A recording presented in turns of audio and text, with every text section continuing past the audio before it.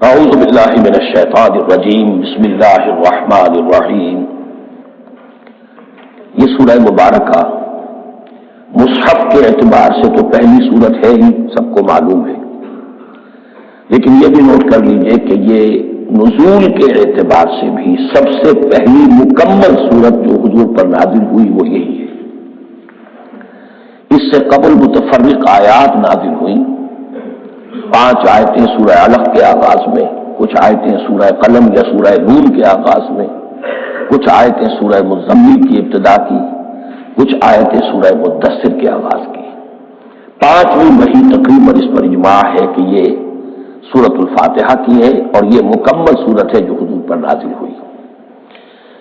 سورۃ الفاتحہ کے معنی ہوئے افتتاحی سورت، فتح یفتح کے معنی ہے کھولنا، مفتاح کنجی کو کہتے ہیں، چابی کو۔ تو یہ اوپننگ سورہ آف دی قرآن، قرآن حکیم کی افتتاحی سورت۔ ویسے جیسا کہ میں تعارف قرآن کے ضمن میں عرض کر چکا ہوں، عربوں کا یہ مزاج تھا کہ جس چیز سے انہیں خصوصی محبت ہوتی تھی اس کے بہت سے نام رکھتے تھے۔ اس کے بھی بہت سے نام ہیں۔ سورۃ الفاتحہ سب سے عام ہے، لیکن الکافیہ، الشافیہ، ام القرآن، اساس القرآن، کم سے کم یہ 4 نام تو میں سمجھتا ہوں کہ ہر مسلمان کو مزید معلوم ہونے چاہیے، اور بھی بہت سے نام۔ اس سورہ مبارکہ کی بالاتفاق و بالاجماع 7 آیتیں ہیں، اگرچہ ان کی ترتیب میں کچھ اختلاف ہے۔ ایک رائے یہ ہے، اور یہ رائے امام شافعی کی بھی ہے اور بصرہ کے جو قراء تھے ان کی بھی ہے، کہ آیت بسم اللہ بھی سورہ فاتحہ میں شامل ہے، اس کا جز ہے۔ وہ اس کو شامل کر کے پھر 7 آیتیں بناتے ہیں، تو آخری جنہیں ہم 2 آیتیں سمجھتے ہیں، صراط الذین انعمت علیہم غیر المغضوب علیہم ولا الضالین، وہ ان کے نزدیک ایک آیت ہے۔ تو گویا کہ نتیجہ یہ نکلا کہ آیتوں کی تعداد 7 ہی رہتی ہے۔ امام ابو حنیفہ رحمۃ اللہ علیہ کا موقف اور کوفے کے جو قراء تھے ان کا بھی موقف یہ ہے کہ آیت بسم اللہ نہ سورہ فاتحہ کا جز ہے نہ کسی اور سورت کا جز ہے، سوائے ایک مقام پر جہاں حضرت سلیمان علیہ السلام کا خط جو ہے نقل ہوا ہے، جو انہوں نے ملکہ سبا کو لکھا تھا، انہ من سلیمان و انہ بسم اللہ الرحمن الرحیم۔ تو قرآن کے متن میں صرف اسی جگہ پر یہ آیت شامل سمجھتے ہیں، باقی یہ صرف علامت کے طور پر کہ یہاں سے ایک نئی سورت شروع ہو رہی ہے درج کی گئی ہے۔ اس سورہ مبارکہ کو الصلاح قرار دیا گیا ایک حدیث میں۔ اس کا جو اسلوب ہے وہ دعا کا ہے، اور دعا کے ساتھ اس کی جو مناسبت ہے، اور پھر اسی کی وجہ سے ہماری نماز کا یہ جزو لا ینفک بنا دیا گیا۔ بلکہ ایک حدیث جو میں آپ کو سناؤں گا اس میں اسی کو نماز قرار دیا گیا، الصلاح یہی ہے۔ ویسے وہ حدیث مبارک موجود ہے، لا صلاۃ لمن لم یقرأ بفاتحۃ الکتاب، جو شخص سورہ فاتحہ کی تلاوت نہیں کرتا اس کی کوئی نماز نہیں۔ اس کے حوالے سے بھی ہمارے یہاں 2 مسلک ہیں، ذکر صرف اس لیے کر رہا ہوں کہ آپ کے علم میں ہو، ان میں کوئی بنیادی فرق نہیں ہے۔ کسی بھی ایک رائے کا انسان قائل اور حامل ہو سکتا ہے، بغیر اس کے کہ دوسرے کو بالکل غلط قرار دے، بلکہ یہ کہ اس کے لیے بھی گنجائش اپنے ذہن میں اور اپنے دل میں رکھے۔ تو ایک رائے یہ ہے جی، اور دوسری آیت یہ ہے کہ اس کا حصہ نہیں ہے۔ اسی اعتبار سے یہ کہ یہ سورہ مبارکہ نماز میں پڑھی جانی ضروری ہے، لا صلاۃ لمن لم یقرأ بفاتحۃ الکتاب۔ البتہ یہ اختلاف ہے، یہ بات جو میں ذکر کر رہا تھا جو ذہن سے نکل گئی، کہ آیا مقتدی جو ہے امام کے پیچھے کھڑا ہو کر جب نماز پڑھ رہا ہو تو کیا اس صورت میں بھی اس کے لیے لازم ہے کہ سورہ فاتحہ پڑھے؟ اس میں 2 رائے ہو گئی، بلکہ 3۔ ایک رائے انتہائی ہے اور وہ فقہ حنفی کی طرف منسوب ہے کہ اگر آپ امام کے پیچھے مقتدی کی حیثیت سے نماز پڑھ رہے تو کسی بھی رکعت میں آپ سورہ فاتحہ نہیں پڑھیں گے۔ ایک دوسری بالکل برعکس رائے ہے، وہ امام شافعی رحمۃ اللہ علیہ کی ہے کہ ہر حالت میں چاہے امام جہری رکعت پڑھا رہا ہو جس میں وہ بلند آواز سے سورہ فاتحہ پڑھ رہا ہو، اور چاہے وہ سری رکعت ہو، ہر حالت میں مقتدی کو بھی پڑھنی ہے۔ ایک تیسری رائے بین ہے، وہ امام مالک کی ہے رحمۃ اللہ علیہ، کہ جو سری رکعت ہے اس میں کہ امام بھی خاموشی سے پڑھ رہا ہے، مقتدیوں کو بھی پڑھنی چاہیے۔ جو جہری رکعت ہے جس میں کہ امام بلند آواز سے پڑھ رہا ہے، اس میں مقتدیوں کو خاموش رہ کر پوری توجہ جو ہے سننے پر صرف کر دینی چاہیے۔ اذا قرئ القرآن فاستمعوا له وانصتوا، جب قرآن پڑھا جا رہا ہو تو پوری توجہ اس کے پڑھنے پر مرکوز کر دو اور خود خاموش رہو۔ میرے اپنی رائے میں یہ تیسری رائے سب سے زیادہ صائب ہے اور اس میں کسی طرح کی بھی کوئی پیچیدگی پیدا نہیں ہوتی۔ بہرحال اس سورہ مبارکہ کا جو اسلوب ہے میں نے عرض کیا دعائیہ ہے، البتہ قرآن مجید کے علم و حکمت کے اعتبار سے، اس کے فلسفے کے اعتبار سے ایک بات سمجھ لینی چاہیے۔ قرآن کا فلسفہ یہ ہے کہ بنیادی ہدایت ہر انسان کے دل میں موجود ہے، بالقوہ، پوٹینشلی۔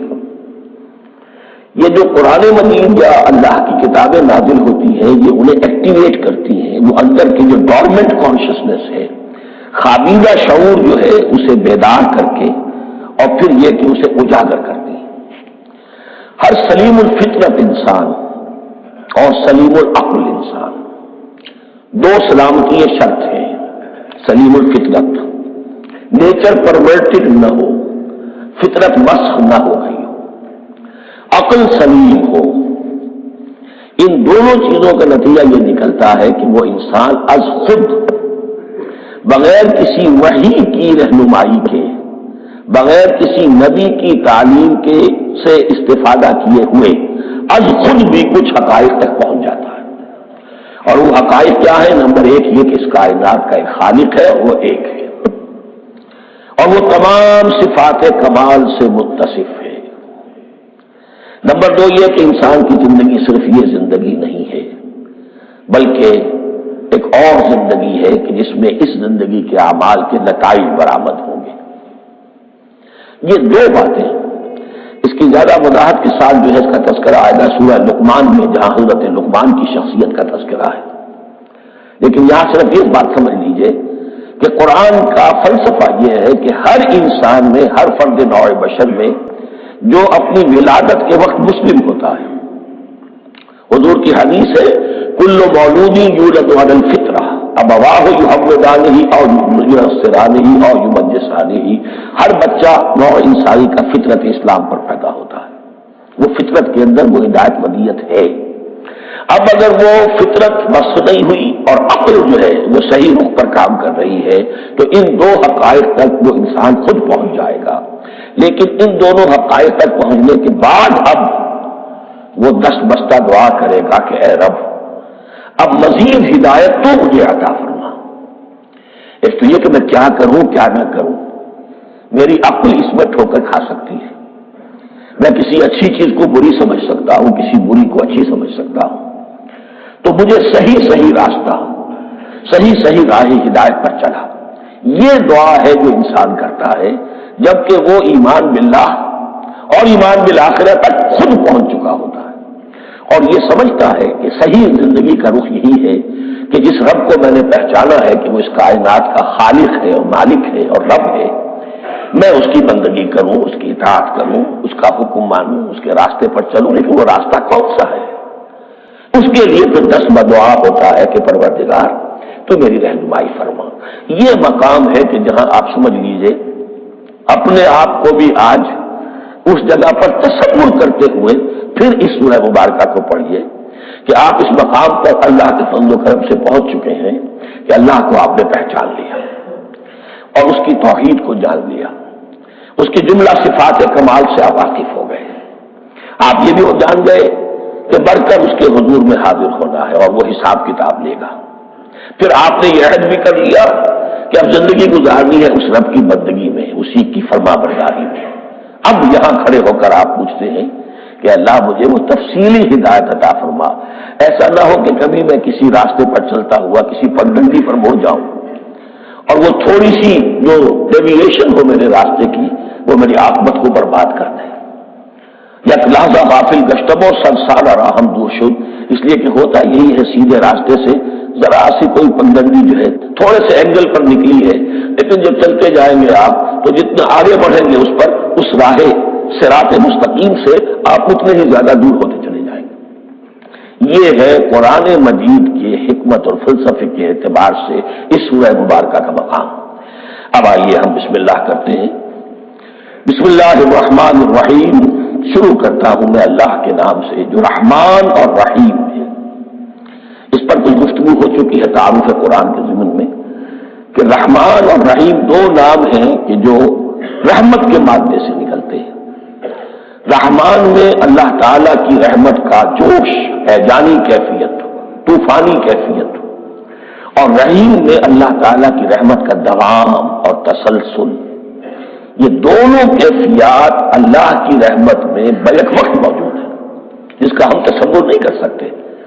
ہم سمندر کو دیکھتے ہیں، متلاطم سمندر ہے، اس میں ہیجان ہے، طوفان ہے۔ دریا کو دیکھتے ہیں کہ وہ سکون کے ساتھ چل رہا ہے، خاموشی سے چل رہا ہے، بہ رہا ہے، بس تسلسل کے ساتھ بہ رہا ہے۔ ہم ان دونوں کیفیات کو علیحدہ علیحدہ دیکھتے ہیں تو ہمارا ذہن ان دونوں کو بیک وقت اس کا تصور نہیں کر سکتا، تخیل ممکن نہیں۔ لیکن اللہ کی رحمت کی یہ دونوں شانیں مستقلاً ہر وقت موجود ہیں، بیک وقت، اسی لیے ان دونوں کے درمیان کہیں حرف عطف نہیں آئے گا۔ بسم اللہ الرحمن الرحیم، الحمدللہ رب العالمین، کل حمد، اور حمد کو ذہن میں رکھ لیجئے، حمد مساوی ہے تعریف جمع شکر۔ عام طور پر ترجموں میں ایک لفظ لایا جاتا ہے، کل تعریف اللہ کے لیے، یہ کافی نہیں ہے۔ تعریف آپ کسی شے کی کر سکتے ہیں جس میں کوئی حسن ہے، خوبی ہے، کسی بھی اعتبار سے، خواہ آپ کو اس کے حسن و خوبی سے کوئی فائدہ حاصل نہیں ہو رہا۔ ایک پھول ہے، بہت خوبصورت ہے، بس ٹھیک ہے، خوبصورت ہے، آپ نے کہا، تعریف کر دی۔ شکر کرتے ہیں آپ اس شے کا جس سے آپ کو کوئی فائدہ پہنچا ہو، استفادہ ہوا ہو، آپ کی کوئی ضرورت پوری ہوئی ہو، آپ کی کوئی مشکل رفع ہوئی ہو۔ اور آپ دیکھیں گے کہ حمد میں یہ شکر کا پہلو غالب ہے۔ جتنی بھی دعائیں ہیں حضور سے منقول، شکر کے مقام پر وہاں حمد آتا ہے۔ بھوک لگی ہوئی تھی، کھانا کھایا، الحمدللہ الذی اطعمنی وسقانی۔ اب یہاں دیکھیے ترجمہ تعریف نہیں، شکر ہے اس اللہ کا جس نے مجھے کھلایا اور پلایا۔ آپ بیت الخلاء سے باہر آئے، نجاستیں آپ سے دور ہو گئی، طبیعت میں انشراح ہوا، الحمدللہ الذی اذھب عنی الاذی وعافانی۔ وہ شکر ہے اس اللہ کا جس نے اذیت بخشی، نے مجھ سے دور کر دی اور مجھے عافیت بخشی۔ تو یہ الحمدللہ رب العالمین، اللہ تعالیٰ کا حسن و کمال اور حسن و جمال اپنی جگہ بھی اس انتہا کا ہے کہ جتنی تعریف اس کا حق ہے ہم کر ہی نہیں سکتے، لیکن اس کے احسانات اور انعامات ہم پر اتنے ہیں کہ ہم ان کو بھی گن نہیں سکتے۔ لہذا ایک ہی احساء ہم نے کر دیا الف لام کے ساتھ، الحمدللہ رب العالمین، تمام تعریفیں اور کل شکر اللہ کے لیے ہیں کہ جو تمام جہانوں کا پروردگار ہے، رب ہے، مالک ہے۔ رب میں ایک مفہوم ہوتا ہے ربوبیت کا، اور اس میں مفہوم شامل ہوتا ہے تربیت کا، ربیانی صغیرہ۔ تو مالک ہونا اور تربیت دینا، آپ جس شے کے مالک ہوں گے آپ چاہیں گے اس میں بڑھوتری ہو، اس میں اضافہ ہو، وہ نشو و نما پائے۔ تو یہ دونوں چیزیں آپس میں ایک دوسرے کا جڑی ہوئی ہیں، پروردگار بھی اور مالک بھی۔ عام طور پر عربی میں رب کا لفظ مالک کے لیے آتا ہے، رب البیت، رب الدار، رب المال۔